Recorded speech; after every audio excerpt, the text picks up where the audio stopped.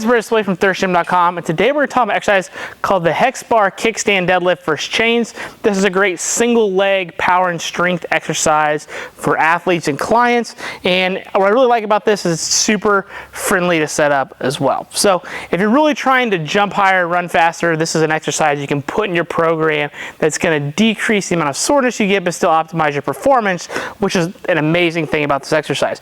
You are going to need a hex bar or a trap bar to use this. If you have one that's got an open back, that's even better, but by using the chains, you got to be careful where you put the chains as well. So for me, I've got them on the front and back, so if I was going to go with that same setup with an open bar, obviously the open at the end isn't there anymore, so now I got to put the chains on the end of the bar, but by having a closed one, I can put them just on the support handles or support rods of the bar, and that would be okay as well. Any way works. The amount of chains you're going to want is around 20 or 25% of your estimated 1 rep max. It doesn't have to be exactly that, but it gives you an idea of how many chains you should put on there so that the the strength curve feels accommodated to you accordingly, to where it's not only just one chain on each side like I have here for a demo purpose. This would definitely not be enough for me to train, but it's enough for my demo purposes. The other thing is you're going to want to make sure that you've got some bumper plates. That way, if you are on the lower weighted side of things, that's okay, but you can get the bar elevated if needed.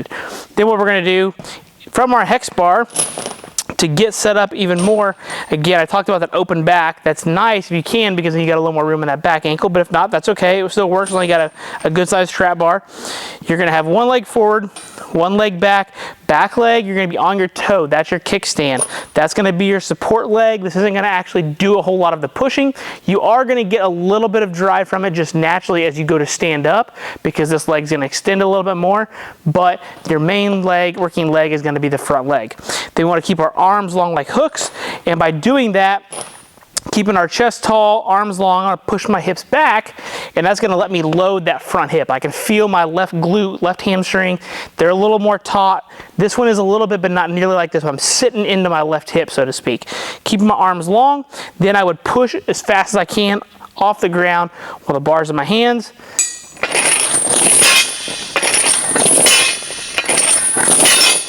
Then what I do is switch my legs up.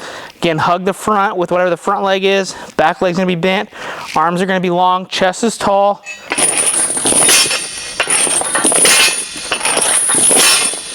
And then I can add weight, take weight off, whatever I need to do.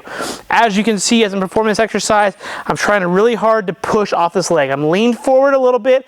I'm not good and tall like a regular hex bar deadlift. I'm actually leaning forward, kind of in a propulsive stance, like I'm about to run.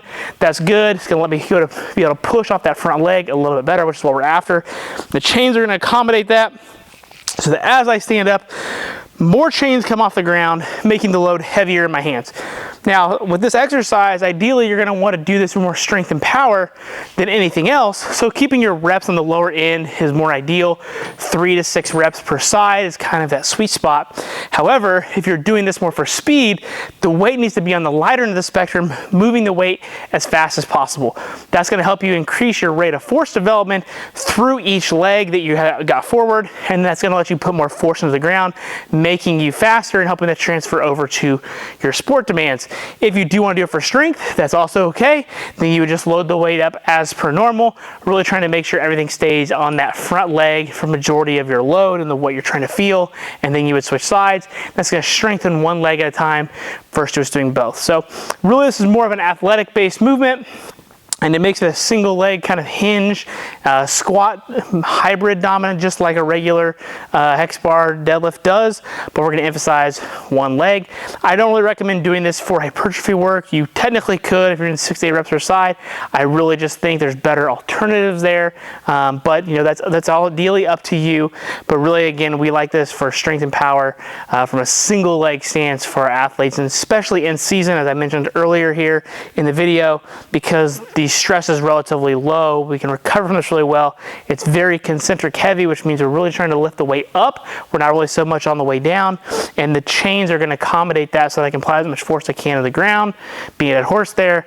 But that's great if you're in season for your sports. So if you got any questions, please feel free to let me know in the comment section below. Thanks. Have a great day.